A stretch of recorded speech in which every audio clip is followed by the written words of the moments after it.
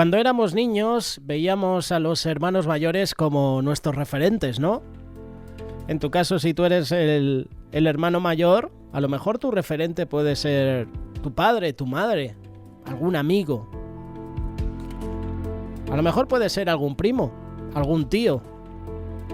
Nos parecían valientes porque resolvían los problemas más difíciles sin romper en llanto. Conforme fuimos creciendo, comenzamos a cambiar ese enfoque hacia algún profesional que vivió de manera ejemplar. A lo mejor puede ser el abogado más respetable, la doctora de mayor prestigio, el escritor del premio Nobel. A lo mejor puede ser un deportista, puede ser un actor, puede ser una cantante. Si te preguntara a quién admiras, muy seguramente vendría a tu mente algún famoso de inmediato, ¿verdad? O a lo mejor tus padres. ¿En quién está nuestra admiración? ¿Admiras a alguien por ser un buen padre? ¿Admiras a alguien por mantener un físico perfecto? ¿Por ser exitoso en su trabajo, en la vida? Son referentes de los que aún no somos, pero anhelamos ser, ¿verdad? Son ejemplos a seguir. Sin embargo, como cristianos, ¿a quién estamos siguiendo? ¿En quién está nuestra admiración? O mejor dicho, espiritualmente, ¿buscamos estar en crecimiento constante? Como la palabra lo dice, cristianos son aquellos que se hacen llamar así porque son partidarios o son seguidores de Cristo. Incluso podría incluirse el significado de pertenecientes a Cristo. Con esto es más que claro que el modelo a seguir para un cristiano debe ser Jesús. ¿Pero qué sabemos de Jesús? Definitivamente no podemos aprender de alguien si no nos permitimos un tiempo para conocerle. Mateo capítulo 11, versículo 29. La Nueva Traducción Viviente dice así en este versículo: Pónganse mi yugo. Déjenme enseñarles, porque yo soy humilde y tierno de corazón, y encontrarán descanso para el alma. Es su palabra la que nos invita una y otra vez a que le sigamos. No en conocimiento, sino en imitación. El que dice que permanece en él debe andar como él anduvo. Primera de Juan capítulo 2, versículo 6. Jesús vino a la tierra por varias razones. En primer lugar, darnos salvación, pero también crear un modelo para nosotros. Su vida fue el testimonio que cada uno de nosotros necesitábamos para conocer. Jesús mismo lo demostró, en su ministerio, en su vida, en todo momento. Aunque para conocer a Jesús a profundidad necesitamos más de una hora, a veces queremos conocerlo rápido al momento y eso es imposible, necesitamos tiempo. Hoy en este mensaje nos vamos a enfocar en estudiar algunos rasgos de su personalidad.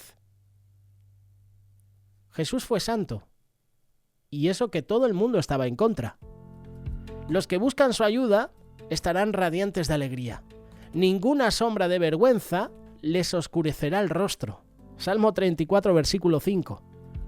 Todo en Cristo es maravilloso. Pero lo que me deja sin palabras es saber que durante su vida en la tierra se mantuvo siempre santo. No pecó, incluso cuando tuvo fuertes batallas. Para nosotros esto debe ser impactante. Y para mí personalmente esto me parece imposible. Yo no podría ser perfecto, andar como anduvo Jesús. Es imposible. Yo ahora mismo pongo mi vida y la de Jesús y digo, es imposible, no puedo hacer esto. No hubo nada que pudieran reprocharle. Y por más que los fariseos, los saduceos intentaron hacer caer, le hicieron preguntas astutas, le criticaron, jamás le encontraron pecado alguno. La clave está en que siempre hizo lo que agradaba al Padre. Y aquí ahora entiendo por qué yo no puedo hacer lo que hizo Jesús, porque a veces hago lo que no es agradable al Padre. Por eso te pregunto, ¿intentamos agradar al Padre? ¿Nuestra voluntad está alineada a la del Padre? Jesús enfrentó problemas, burlas, tentaciones, ¿Cuánto más nos tocará a nosotros que somos débiles e impuros? La santidad no es algo que podamos alcanzar por nuestras acciones, por nuestras fuerzas. No está en nosotros el obtenerlo. Está en el Espíritu Santo. Esto debe llevarnos de gozo porque no importa quiénes seamos, no importa qué tan difícil sea la prueba, la respuesta no está en ti, sino en el Espíritu de Dios. Si disponemos nuestro corazón a imitar el modelo de Jesús, el Espíritu Santo nos va a guiar. Jamás podremos entender este amor. No lo podemos entender en términos humanos, pero si te das la oportunidad, podrás ser testigo de él. Cuando nos acercamos a Jesús, descubrimos que siempre mantuvo una fuerte relación con el Padre. Más allá de un vínculo entre Padre e Hijo terrenal, Jesucristo siguió la voluntad de Dios aún sabiendo las consecuencias. ¿Sabes por qué? Porque todo lo hacía por amor. Si hemos experimentado algún tipo de amor hacia nuestros padres, hermanos, pareja, mascota incluso, sabremos que en ese sentimiento hay algo que te va a impulsar a actuar a favor de esa persona a la que amas. Sin importar lo que cueste, sin importar lo que duela, porque la motivación es agradarla. Lo más sorprendente es que el amor de Jesús no solo era hacia el Padre, sino también hacia la humanidad, aún a los enemigos. Jamás podemos entender este amor en términos humanos, pero si te das la oportunidad, como te he dicho, podrás ser testigo de él. Podrás experimentarlo en tu vida.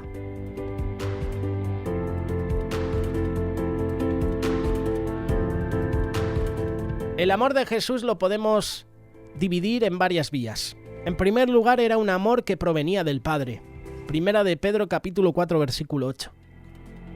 Sigan demostrando profundo amor unos a otros porque el amor cubre gran cantidad de pecados. ¿Qué amor cubre pecados? El amor que viene del Padre. El amor que proviene de lo alto. Dios fue el motor de Jesús aquí en la tierra. Y me imagino que cuando pasó por conflictos, Jesús miraba al cielo, hablaba con el Padre. Y cuando miramos al Padre viene la fuerza. Pero esa fuerza que viene del Padre. Muchas veces no tendremos ánimo para seguir soportando una situación. Quizás en tu cabeza solo se escucha una voz que dice: tira la toalla, dalo por perdido. En esos momentos, recordemos quién fue la fuente del amor para Jesús. Quizá la clave no está en pedir fuerzas o paciencia, sino en amar. En segundo lugar, era un amor dirigido siempre hacia los seres humanos.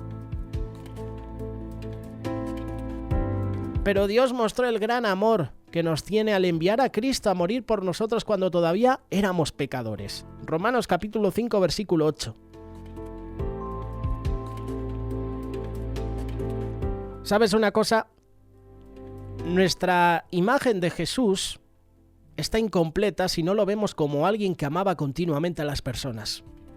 Al menos los últimos 3 años de su vida, de los que tenemos conocimiento gracias a la palabra de Dios, gracias a la Biblia, Jesucristo convivió a diario con niños, con mujeres, con pecadores, con recaudadores de impuestos, con maestros de la ley, con mendigos, en fin, con todo tipo de personas. Y su rutina era ver multitudes, ir de un lado a otro. Aún con todo este ruido, la palabra de Dios nos dice que Él amó a todo el mundo sin importar la condición, sin importar la raza, el origen. Tampoco se fijaba en qué tan pecadores eran. Incluso se le acusó de ser amigo de publicanos y de prostitutas. Su amor fue de tan magnitud que no estimó dar su vida para que nosotros pudiéramos ser salvos. Esta es la mayor prueba del amor de todos los tiempos. Era un amor dirigido siempre hacia nosotros. Y por último, amó también a sus enemigos. Es fácil, ¿verdad?, amar a los que nos aman. Es difícil amar a los que nos odian, a los que nos persiguen. Es difícil amar a estos políticos, ¿verdad? Es difícil amar al equipo rival. Con mucha seguridad esto es una locura para nuestra sociedad. Nuestra cultura dice que nos alejemos de los que nos hacen daño, que pongamos barreras entre ellos y nosotros. Pero Cristo es claro cuando habla con sus discípulos: amad a vuestros enemigos, bendecid a los que os maldicen, Haced bien a los que os aborrecen, orad por los que os ultrajan y os persiguen. Mateo capítulo 5, versículo 44. Nosotros también fuimos enemigos de Dios. Antes de conocerle, antes de recibir la salvación de Cristo, éramos enemigos, estábamos enemistados con Él. Pero su amor nos cubrió, esos brazos amorosos de un padre. Aunque era rico, por amor a ustedes se hizo pobre para que mediante su pobreza pudiera hacerlos ricos. Segunda de Corintios versículo 8, capítulo 8, versículo 9. Seguramente has leído historias o has visto en los medios de comunicación historias de multimillonarios que un día cambian radicalmente su vida, lo pierden todo y tienen que aprender a caminar ahora ganándose el pan de cada día. Algunas veces por crisis económicas, otras porque deciden abandonar esa vida de lujos y pretensiones. Sin embargo, este cambio solo los involucra a ellos y quizás a las personas que estén alrededor. Cristo también dejó un reino al venir a la tierra. Lo tenía todo. Y al llegar aquí, es como que empezó de cero. Pero Él no lo hizo por una crisis económica o por darle un giro a su vida. Lo hizo por amor. Por amor a ti y por amor a mí. Por amor al mundo. Jesús hizo todo esto pensando en cada persona. Quería que cada persona fuera salva por su sacrificio, y no le importó vivir en pobreza, sino que lo eligió voluntariamente, sabiendo que así estaría más cerca de nosotros.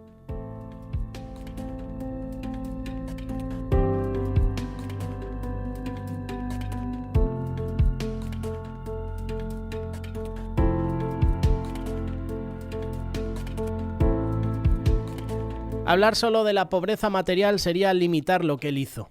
Porque el Hijo del Hombre no vino para ser servido, sino para servir a otros y dar su vida en rescate para muchos. Marcos capítulo 10, versículo 45. Su humildad, su mansedumbre, lo llevó incluso a lavar los pies de sus discípulos, cuando en el contexto este era algo impensable. Y esto es digno de admirar. Cómo el Rey de Reyes sirva a los demás. Lava los pies de sus discípulos. Fue manso, fue humilde, pero no fue débil. A veces metemos en manso y humilde y metemos a las personas débiles. No. Jesús fue manso, fue humilde, pero no fue débil.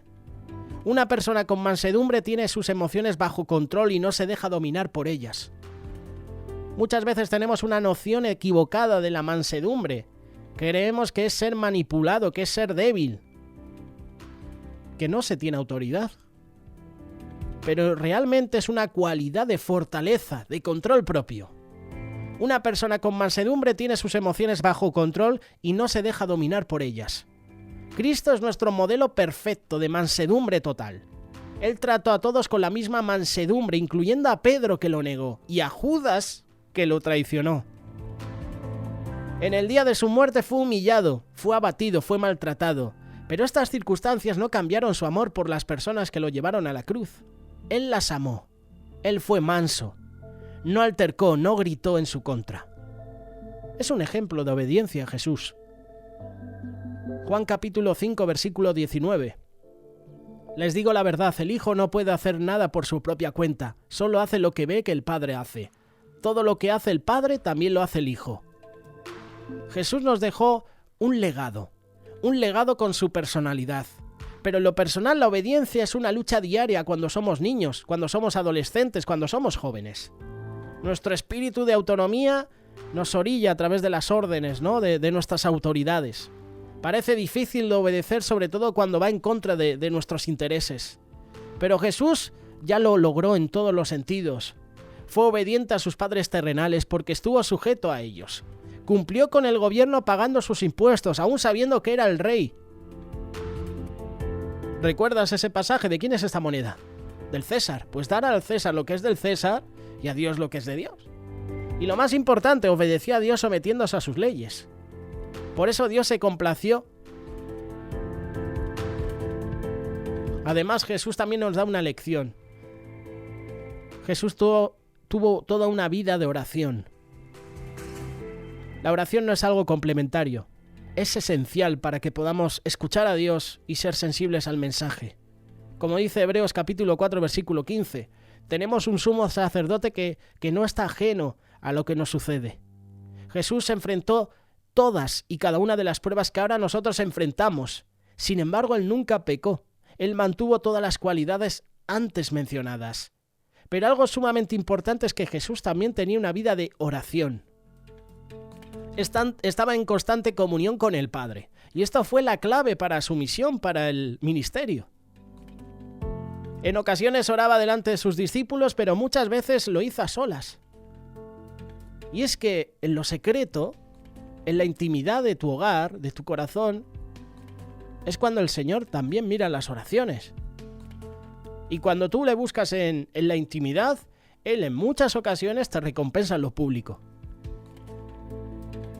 Jesús también se llegó a pasar toda una noche en oración, como dice Lucas capítulo 6, versículo 12. Por eso la oración no es algo complementario. La oración es esencial para que podamos escuchar a Dios. Por eso aquí hay un gran reto. Dios nos ha dejado un gran reto al darnos un modelo a seguir. Ese modelo es Jesús. Esta es la medida del varón perfecto a la que debemos anhelar llegar. No hay otra persona que pueda acercarnos más a lo que a Dios le agrada.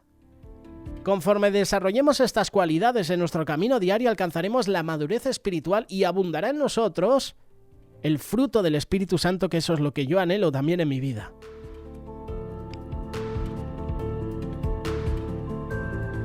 Entonces nuestra vida será un reflejo de la gloria de Dios y podremos ser un canal de bendición para los demás. Si admiras a alguien, qué mejor que sea Jesús, ¿verdad? ¿De qué te vale ser un fan, ser un admirador de alguna actriz, de algún actor, de algún deportista, de algún cantante, si ese modelo a seguir no sabe ni que existes, ¿verdad? Pero Jesús sí lo sabe. Jesús es el verdadero modelo a seguir. ¿A quién admiras? Esa es la pregunta. Y la respuesta depende de ti.